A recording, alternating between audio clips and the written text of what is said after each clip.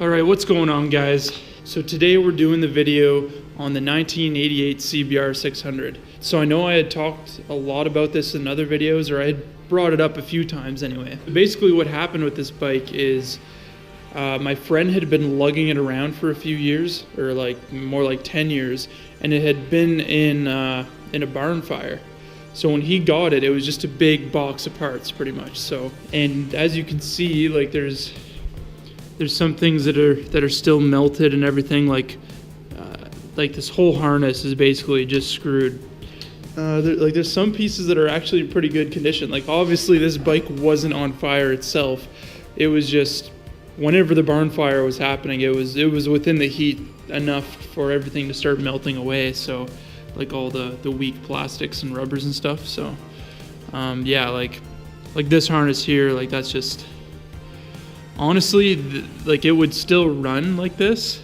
It just wouldn't be very safe. And yeah, but I do have a new harness. It is a used harness, but so I guess I'll just take off the gas tank and the seat so you guys can have a better look at what's going on here. Okay, I'm gonna need two hands for that, just a sec. Alright, got the gas tank off. Wasn't even bolted on. So it has basically been in this state for probably 10 years. I've actually had it for 2 years now, just dragging it around with me everywhere. We're wanting to rebuild it, but life just kind of happens and things don't really go as planned. So I did try turning it over a while ago, like as in basically just putting it in first gear and moving it back and forth. So yeah, I'm not too sure how this is gonna run. So it's got 708,000 kilometers? No way.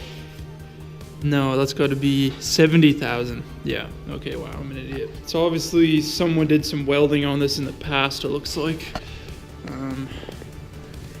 But yeah, like I said, so my buddy ended up giving this to me after he had been dragging it around for 10 years. I think he did a little bit of work to it himself because some of this does look touched up a bit. But yeah, either way, it's mine, and I want to do a good job on this bike, mainly because this is going to be the first custom bike, well, of Maxim motorcycles, and it's also my friend's bike, and he was nice enough to give it to me, so I do want to do a good job. And he knew that I would put a lot of work into it, and that's kind of why he was willing to give it to me. Actually, yeah, I got a manual. This is the service manual. So this is what that bike actually looked like back in 1988, I guess. So yeah, that's got all the good information in it, so we'll probably be referencing a lot of that as we strip down the bike and get into everything. But yeah, so those climber manuals are actually pretty decent, it seems. So also right now I'm recording with a GoPro. I got like a little selfie stick thing for the GoPro, and this seems to be working fine. But I find if I move my hand around too much, like the one I'm holding it with, it starts to make all these noises that you guys can hear pretty bad. But this is the camera I want to be recording in here long term with. What is it? It's a Rebel T3. It's actually a really nice camera. And the problem is I recorded a couple videos in here in the past testing it out, but there was no audio every time I uploaded it into Adobe Premiere. So I don't know what's going on with that. If anybody can let me know, by all means, throw in the comments, and maybe you guys have an idea of what that might be. So that's what I want to have in here on a tripod and stuff, and I'm going to be practicing different camera angles that work best for when I'm actually working on this bike, because obviously I can't just be holding this camera like this when I'm actually doing work to this. So I guess I'll go over the general plan for what we're going to do with this bike. So obviously I'm not just going to start tearing it down, making it look all pretty and painting it right now, because the thing doesn't even run. There's not even a battery in it, there's nothing. I have never had this bike running before, so I want to make sure that we can actually get it to a point where it's running properly. So just in case that engine is completely seized or just totally fucked, I have another engine. So this one is in good condition. I think it only had Well, it had about 60,000 kilometers on it, so, but it did run well when it was running. The guy took it out of out of his old bike, and so it should be fine. And worst case scenario, I'll just take all the best parts from both engines and make something work. So, and I got these 2 extra containers down here full of extra parts. So, fuck. Yeah, I'm an idiot. That's what happens when I only have one hand and I'm distracted. That was just a speedometer anyway. I'm not gonna be using that. We're gonna order a new speedometer for that bike. So let's just see what we got in the box here. So that looks like this is a new, so the ignition or the start button, that looks like a fuel pump. Master cylinder for the back and the brake. New battery box. And this is the big deal. This is a new, well, a used harness, but it isn't burnt to shit and everything should be actually good on it. So looks like we got a coolant reservoir, radiator fan, some coolant hoses. And what's in here? I think these are just bolts and brackets. Okay, so horn and stuff. Sounds good. And we'll see what's in the other bin. Yeah, I'm actually getting excited going through this. Like, this stuff has been sitting in here forever, just waiting for me to finally work on this bike. So what else do we got? Yeah, we got some calipers, brake lines. I don't know if we're gonna use half of this stuff, but it looks like I had an oil leak in here, which is not good. Yeah, that really sucks. That was probably from that other engine.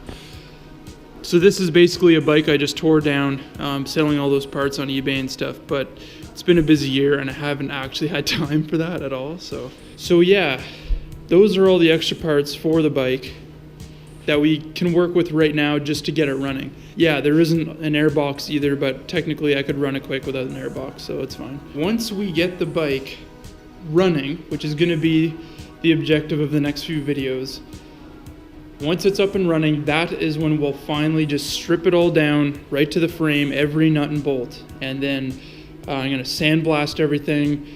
We're gonna repaint the frame, every single part that we're gonna be reusing.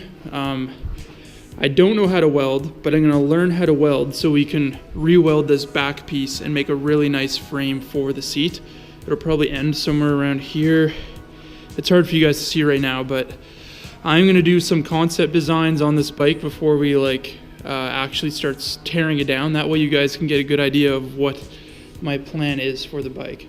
I want it to be like fully blacked out Street Fighter look, with some little accents of red, like not that much red, just maybe some pinstriping around the rim, maybe a couple like little minor red pieces just to give it those accents. But I want it to be a totally flat black and shine black bike. So basically the frame would be flat black with a couple other minor pieces.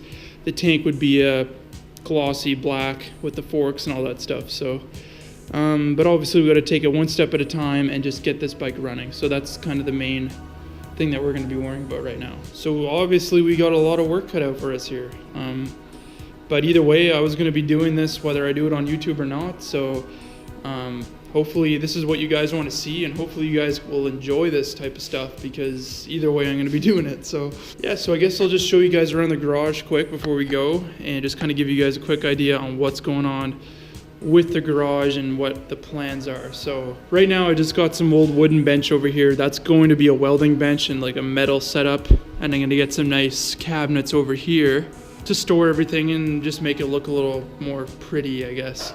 So this bolt bin is going to kind of go up on the railing. I don't know, I'm going to reinforce it somehow. Compressor there's going to be a parts washer. Sandblaster is going to go here once the bolt bin's not there. And then I'm going to have a welder and stuff like that. And a drill press. So this side of the garage is pretty much already set up. Basically got the tooling, storage, obviously, parts bike and extra parts for selling on eBay and stuff. That's going to be like a parts shipping, receiving bench type thing. And then this will be like all the extra parts or incoming parts for the bike builds. And then I'm going to put a little 50-ton press over here and something like that. I don't know, whatever fits in there. Basically, this whole section of the garage, all the junk on the shelves, the dirt bike and the sled. Once I get a shed, none of this stuff is going to be in here. So yeah, it looks like a disaster right now, but that'll actually be cleaned up pretty good. Oh yeah, I don't have a garage heater yet. So I need to get a garage heater somewhere up there. That's the next big thing. That's probably the biggest priority right now, other than starting this bike, is just getting a garage heater, because it is Canada and it gets fucking cold here. So right now I've just been using this, but honestly, this just racks up the power bill to like $700 a month and really doesn't even do any heating. And I had this one running earlier and it just tripped the breaker in here. And yeah, I tried opening the door before and having like the house kind of heat the garage, but then all this stuff starts smelling up the inside of the house, and you walk into the house and it smells like gasoline and oil and shit like that. So definitely don't want that. The girlfriend isn't too happy when that happens, so you know how it goes. I know it's taken a while to get to this point, and there's just been a lot going on. I had a toe surgery. I can't even get that foot into a shoe. I have to keep it elevated for like half the day, and like it's just a big pain in the ass. And then I proposed to my girlfriend last weekend, so yay me. That went really good. She was really surprised and happy about that, for those of you that care. Oh yeah, and then another thing I'm going to be getting is a motorcycle lift. I'm probably going to get that from Princess Auto, because you can get them for like under $1,000. So that's just going to be way better, because obviously, like I said, I'm 6'3", and just being on the floor kneeling all day by this motorcycle is not going to be fun, especially when I'm already a mechanic and I got to get off work and come back home and kind of do this. So I want it to be kind of up at standing height, and I can work at everything and lower it as I need it. So I would say the top of the priority list right now is obviously starting the bike, getting a heater up there, and then buying a motorcycle lift. So those are the 3 top priorities at the moment. And I am actually going to get a whiteboard right here, and that's where I'm going to kind of keep track of what the priorities are for the bike and what we're going to be doing for each video type thing. I am also going to be kind of playing with camera angles and stuff like that, and just getting used to how to set up the camera on the tripod and what angles work best and what don't.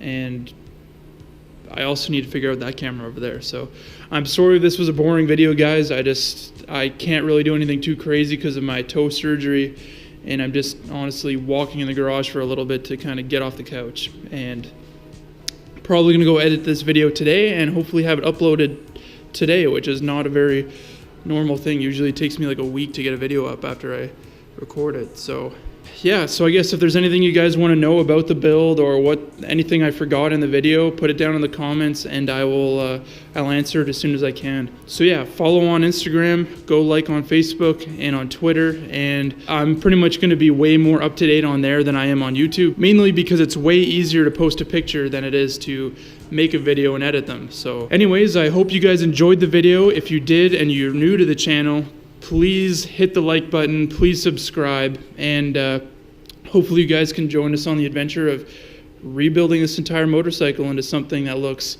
totally badass. So anyway, I'll see you guys in the next one.